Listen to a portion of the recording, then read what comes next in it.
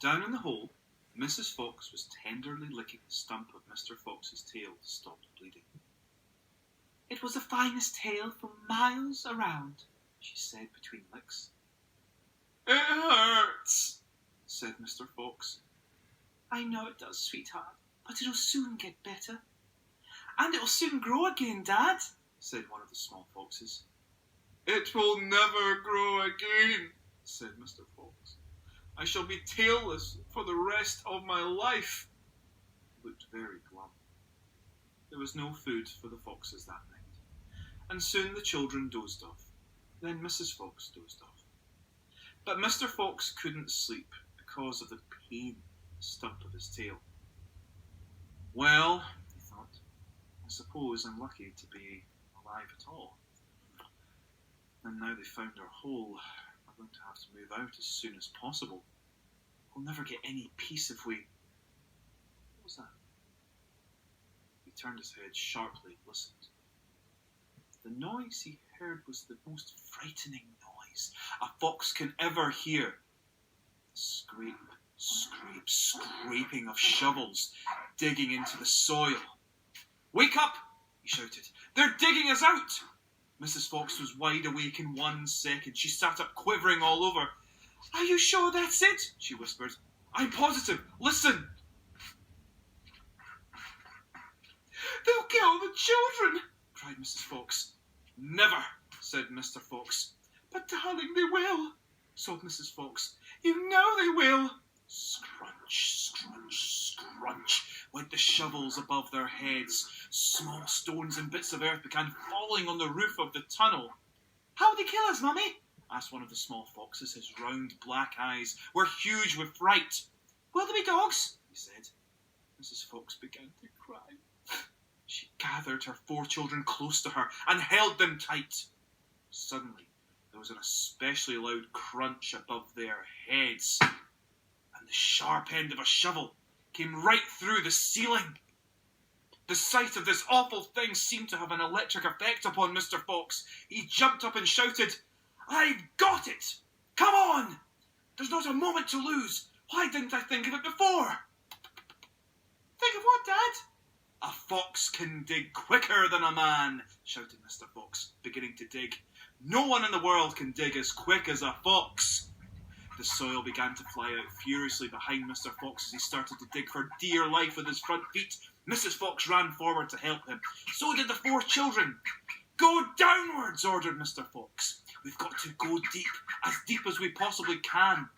The tunnel began to grow longer and longer. It sloped steeply downwards, deeper and deeper below the surface of the ground it went.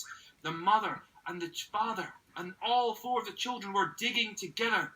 Their front legs were moving so fast you couldn't see them, and gradually the scrunching and scraping of the shovels became fainter and fainter. After about an hour, Mr. Fox stopped digging. "Hold it," he said. They all stopped. They turned and looked back upon the long tunnel they had just dug. All was quiet. Said Mr. Fox. "I think we've done it. They'll never get as deep as this. Well done, everyone." They all sat down, panting for breath. And Mrs. Fox said to her children, "I should like you to know that if it wasn't for your father, we should all be dead by now. Your father is a fantastic fox." Mr. Fox looked at his wife, and she smiled. He loved her more when she said things like that.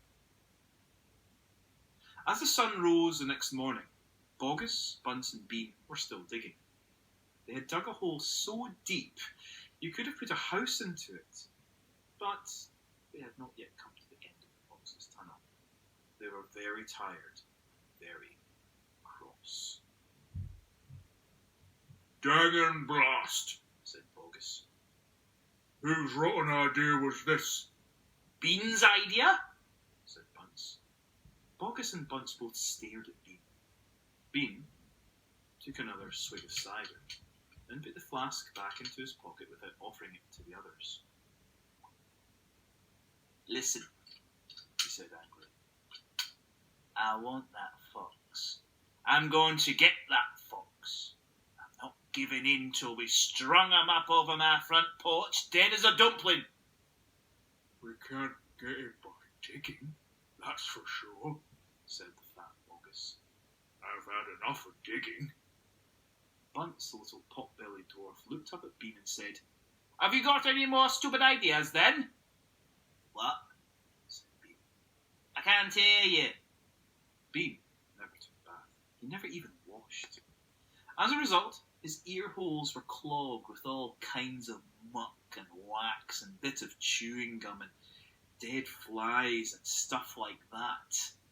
This made him deaf. Speak louder, he said to Bunce, and Bunce shouted back, Got any more stupid ideas? Bean rubbed the back of his neck with a dirty finger. He had a boil coming there, and it itched.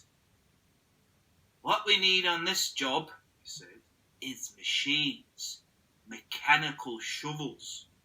We'll have them out in 5 minutes with mechanical shovels. This was a pretty good idea, and the other two had to admit it. All right, then, Bean said, taking charge. Bogus, you stay here and see the fox don't escape. Bunce and I will go out and fetch our machinery. If he tries to get out, shoot him quick. The long, thin Bean walked away, the tiny Bunce trotting behind him. The fat Bogus stayed where he was, with his gun pointing at the foxhole. Soon, 2 enormous caterpillar tractors with mechanical shovels at their front ends came clanking into the wood. Bean was driving one, Bunce the other. The machines were both black. They were murderous, brutal-looking monsters. Here we go, then, shouted Bean. Death to the foxes! Shouted Bunce. The machines went to work biting huge mouthfuls of soil out of the hill.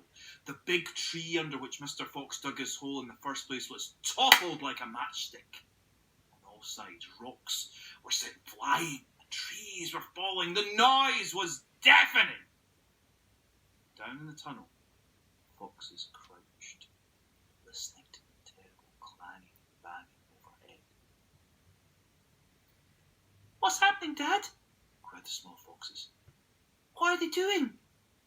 Mr. Fox didn't know what was happening or what was going on. It's like an earthquake, cried Mrs. Fox. Look, said one of the small foxes. Our tunnel's got shorter. I can see daylight. He looked all around. Yes, the mouth of the tunnel was only a few feet away from them now, and in the circle of daylight beyond, they could see 2 huge black tractors almost on top of them. Tractors! Shouted Mr. Fox. And mechanical shovels! Dig! Dig for your lives! Dig! Dig! Dig!